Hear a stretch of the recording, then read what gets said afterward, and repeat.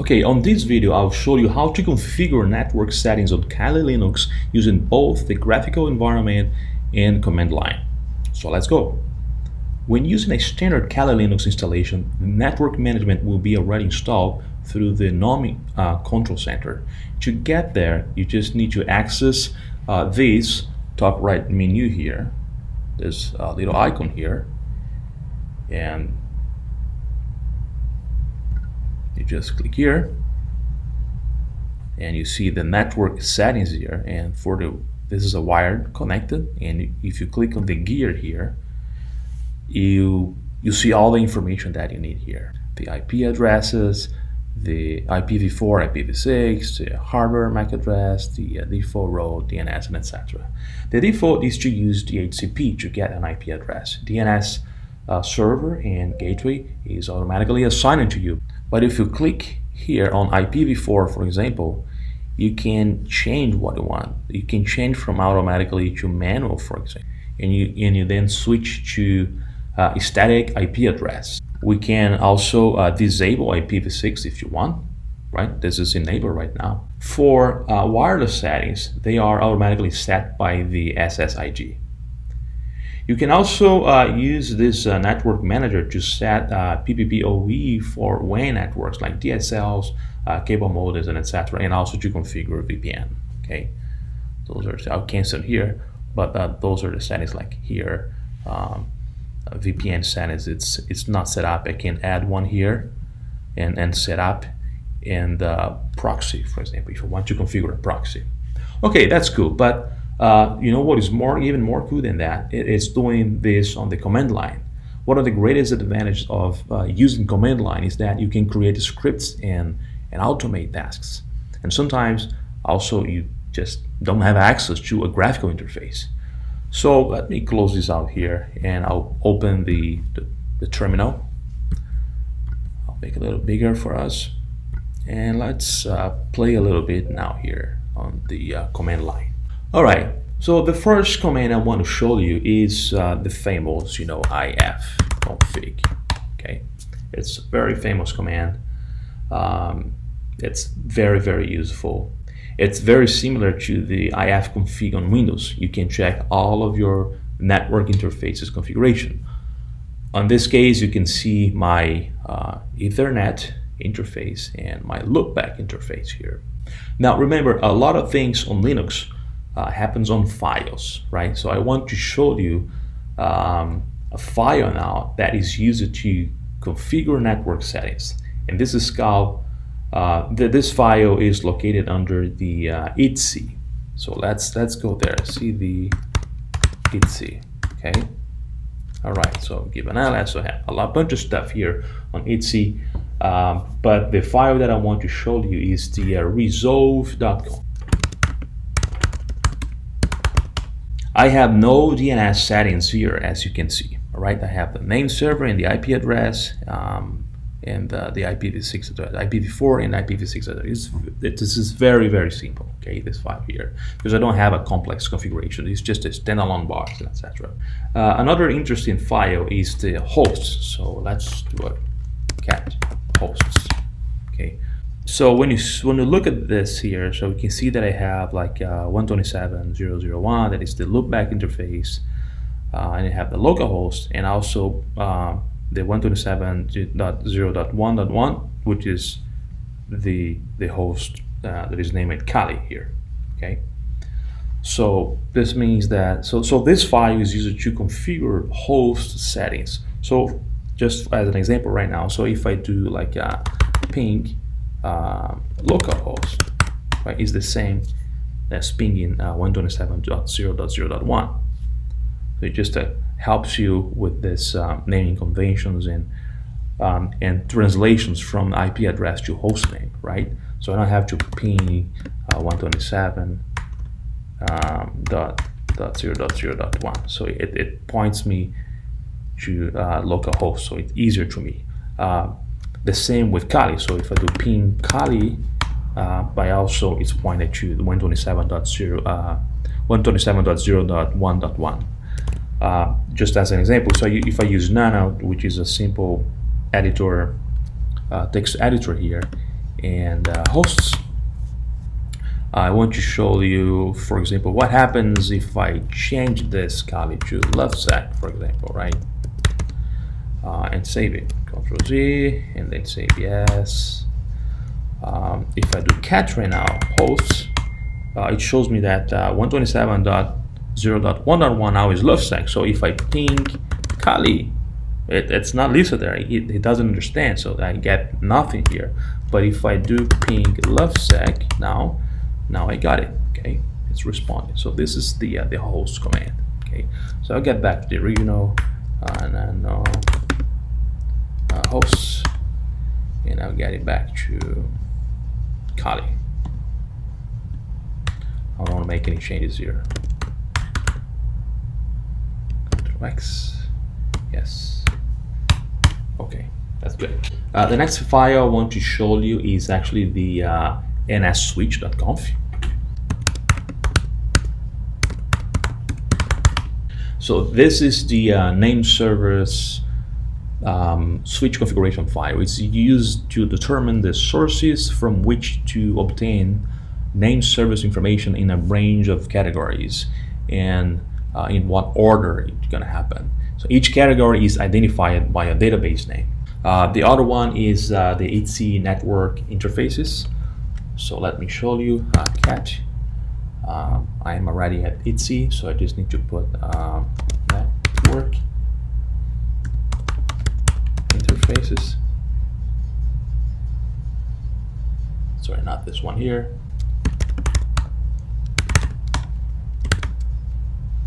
Interfaces.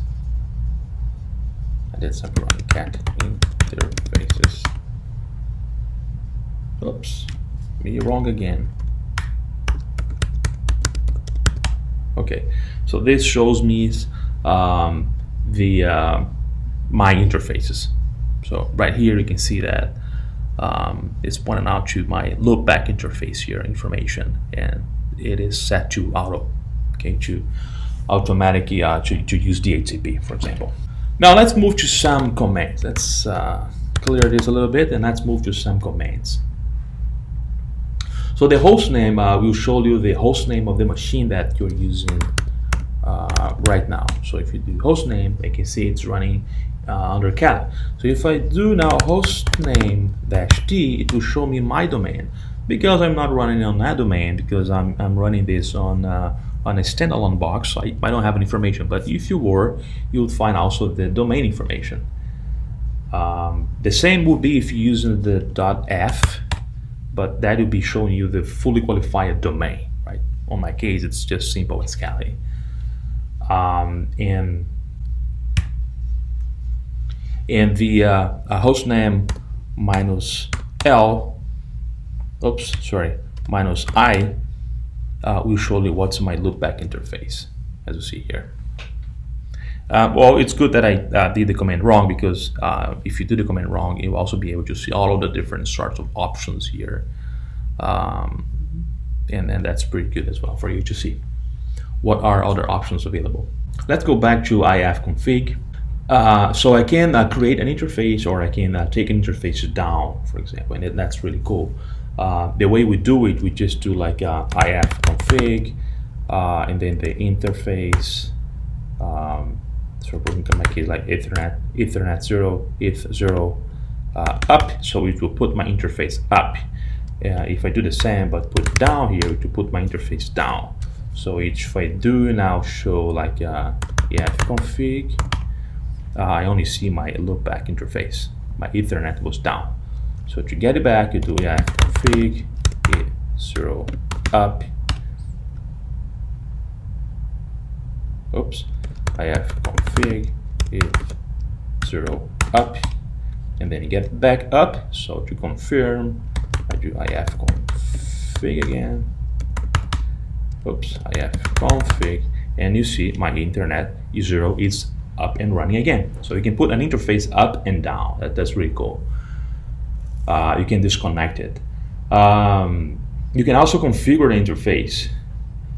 If you do like which ifconfig, you can see that the ifconfig is set to be on this USR SBIN if config It's a file. It's under the usrs bin directory. So sometimes some of the commands you must be going to that directory, but if it's on the path, so you may not need to do that. So we should be able to do this without having to go there. So for example, if you do like a ifconfig, so let's see, let's put a different number. So I have the history, so I can put it back. But if I do ifconfig, look at the setting that I have here for the Ethernet 0. We have 172.20.10.8, right? The net mask and the broadcast address. So I can change that to a different settings. For example, I can put it for to be ETH0, that's the interface, and I put the IP address 192.168.0.10, net mask 255.255.0, and the broadcast of 192.168.0.255. Okay, so let's see what happened when I do this. And then I do ifconfig. So my Ethernet now is with the setting I just put in the ring, right? So let's get back to the original now. So I will do the same, but I use the original configurations now, which is 172.20.10.8. So let's go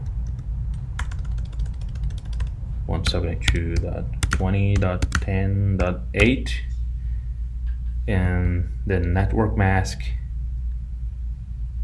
is 240 on the end, and the broadcast is actually 20.10.15.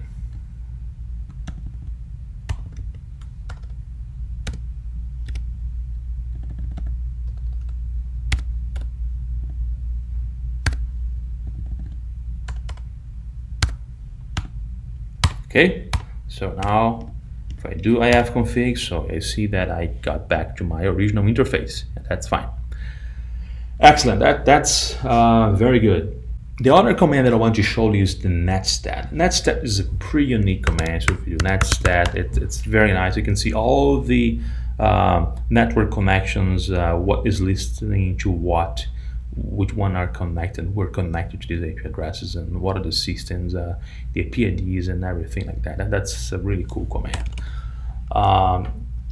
But to be more specific, you have to use it with a certain parameters, right? So for example, if you want to see more about interfaces, you just do netstat -i, for example, and then you can see all of my interface that I have Ethernet 0, and I have the loopback, and I can see what's the MTU settings.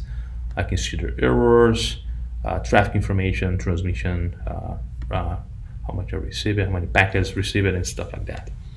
Now, if you want to know more about the routes, for example, you just do netstat -r, and then I don't have any route here, but that's because, again, this is a standalone machine, but I could set up some, I should be able to configure routing parameters here, and then I'll be able to see them here. And the last one I'd like to show is the netstat for statistics. And you just do netstat -s, and you see lots of statistics about your connections. Very cool things like UDP, TCP, ICMP messages, ICMP, things related to the IP protocol, and things like that. So that's it for today. Here ends our very basic Kali Linux network configuration session. I hope you had enjoyed this, and see you next time.